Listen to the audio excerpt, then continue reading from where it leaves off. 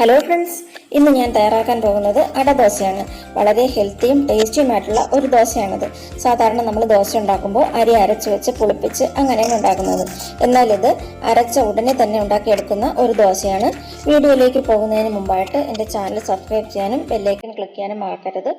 ഇനി നമുക്ക് ഈ അടദോശ എങ്ങനെയാണ് ഉണ്ടാക്കുന്നതെന്ന് നോക്കാം.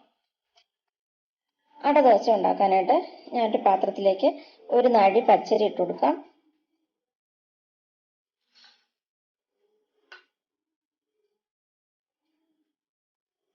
ഇനി മറ്റൊരു പാത്രത്തിലേക്ക് കാൽ നാഴിക്കാട്ടും കുറച്ച് കുറവായിട്ട് ഉഴുന്ന് എടുത്തിട്ട് ഇട്ട് കൊടുക്കാം. കാൽനാഴി ഉഴുന്നെടുക്കരുത്. കാൽനാഴി ആണെങ്കിൽ നാഴി അരിക്ക് കാൽനാഴി ഉഴുന്ന് കൂടിപ്പോകും.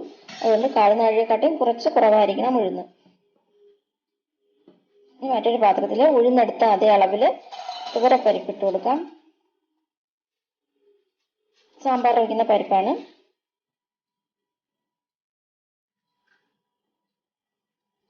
അതും ഇട്ട് കൊടുക്കാം. ഇനി ഇത് മൂന്നും കൂടെ ആദ്യം വെള്ളത്തിലിട്ട് വെക്കാം. ഇനി ഒന്ന് രണ്ട് സാധനങ്ങളൂടെ ചേർക്കണം. ആദ്യം ഇതൊന്ന് വെള്ളത്തിലിട്ട് വെച്ച ശേഷം അതെടുക്കാം.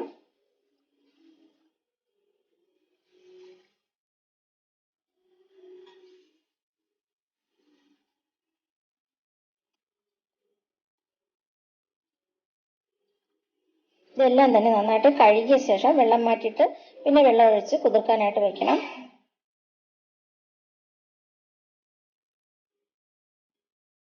ഞാനിപ്പോൾ ഇത് രാത്രിയിൽ വെള്ളത്തിലിട്ടിട്ട് രാവിലെ അരച്ച് ദോശ ഉണ്ടാക്കാനാണ് ചെയ്യുന്നത്. ഇനി വൈകിട്ടത്തേക്ക് ദോശയ്ക്കാണെങ്കിൽ ഒരു 3 മണിക്കൂർ മുമ്പ് വെള്ളത്തിലിട്ടാൽ മതി. ഇനി കടലപ്പരിപ്പാണ് വേണ്ടത്. കടലപ്പരിപ്പും ഉഴുന്നെടുത്ത അതേ അളവിൽ ഇട്ട് കൊടുക്കാം.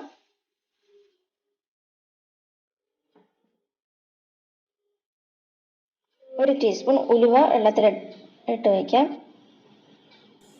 ഇതെല്ലാം കൂടെ ഒരുമിച്ച് വെള്ളത്തിലിട്ട് കുതിർത്തെടുത്താലും മതി. ഞാനിപ്പോൾ വീഡിയോയിൽ കാണിക്കാനായിട്ട് പ്രത്യേകം വെള്ളത്തിലിട്ട് വെച്ചതാണ്.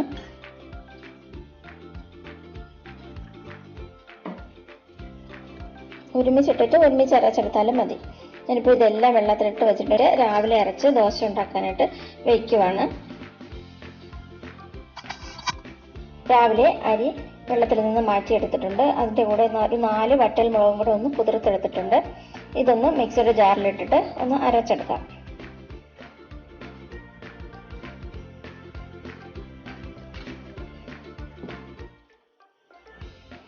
4 വെളുത്തുള്ളി അല്ലി ചേർക്കാം. ഒരു ചെറിയ സവാള അരിഞ്ഞ് ചേർക്കാം.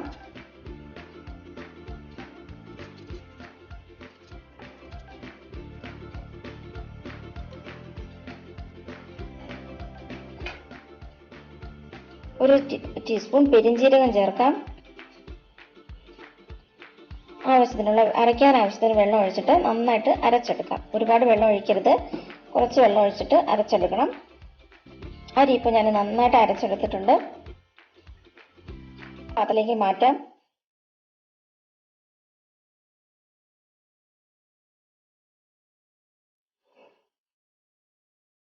ഇനി ബാക്കി വെള്ളത്തിലിട്ട് വെച്ചിരിക്കുന്ന പരിപ്പെല്ലാം കൂടെ ഒരുമിച്ചിട്ട് അരച്ചെടുക്കാം. ഉഴുന്നും പരിപ്പും എല്ലാം കൂടെ അരച്ചെടുക്കാം.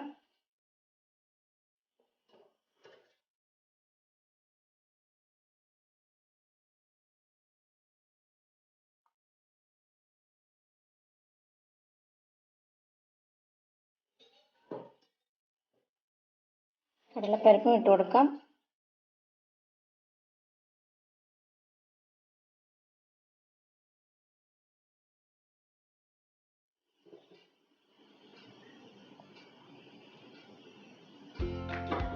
ഇത് ഉഴുന്ന് കുതിർക്കാനായിട്ട് വെച്ച വെള്ളമാണ്. ആ വെള്ളം ഒഴിച്ചിട്ട് അരച്ചെടുക്കാം.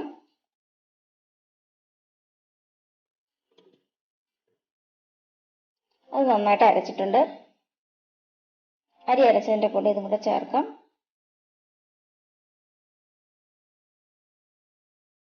ഇനി ഇതിലേക്ക് ആവശ്യത്തിനുള്ള ഉപ്പ് ചേർക്കാം.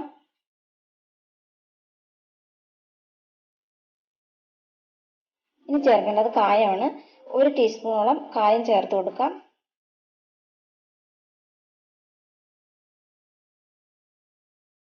നന്നായിട്ട് മിക്സ് ചെയ്തെടുക്കാം. ദോശമാവിൻ്റെ പരുവത്തിൽ വെള്ളം വേണമെങ്കിൽ വെള്ളം ചേർത്തിട്ട് മിക്സ് ചെയ്തെടുക്കണം.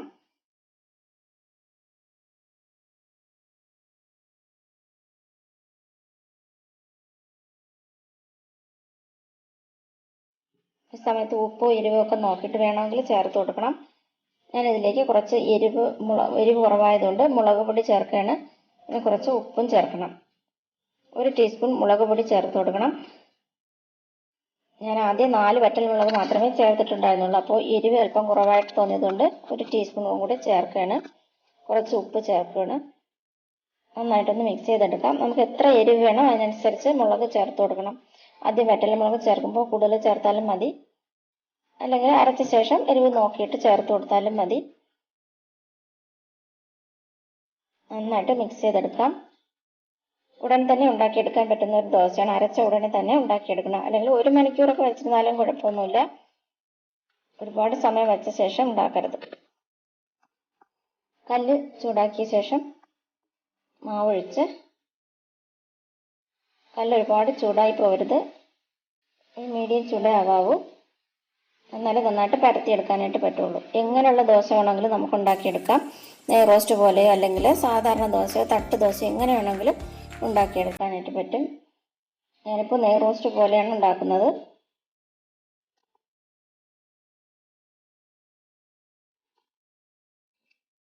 ഇനി ഇതിലേക്ക് ഓയിൽ അല്പം ഒഴിച്ചു കൊടുക്കണം. ഞാൻ നല്ലെണ്ണയാണ് ഒഴിക്കുന്നത്. നല്ലെണ്ണയാണ് ഈ അട ദോശയ്ക്ക് നല്ല ടേസ്റ്റ് കിട്ടുന്നത്.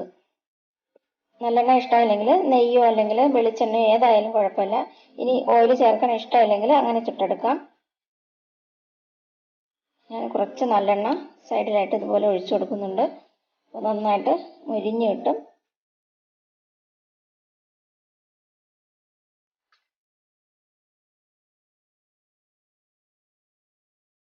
ദോശക്കല്ലിൽ ഇട്ട് പിടിക്കുകയൊന്നുമില്ല. നന്നായിട്ട് പെട്ടെന്ന് തന്നെ ഇളകി വരും.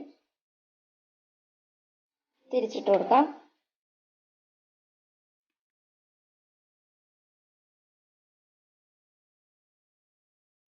നല്ല തേങ്ങാ ചട്നിയും കൂടെ കഴിക്കാനായിട്ട് നല്ല ടേസ്റ്റാണ്. നല്ല കട്ടിക്ക് വേണം തേങ്ങ അരയ്ക്കാനായിട്ട്. ചമ്മന്തി അരയ്ക്കുമ്പോൾ നല്ല കട്ടിയായിട്ട് അരച്ചെടുക്കണം.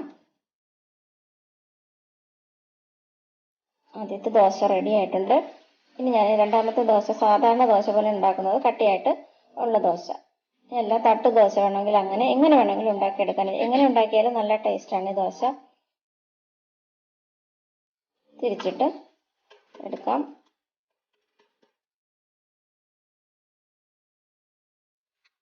നല്ല കട്ടി അരച്ച തേങ്ങാ ചട്നി, പച്ചമുളക് ഇട്ട് അരച്ച ചട്നിയും കൂടെ കഴിക്കാൻ നല്ല ടേസ്റ്റാണ്.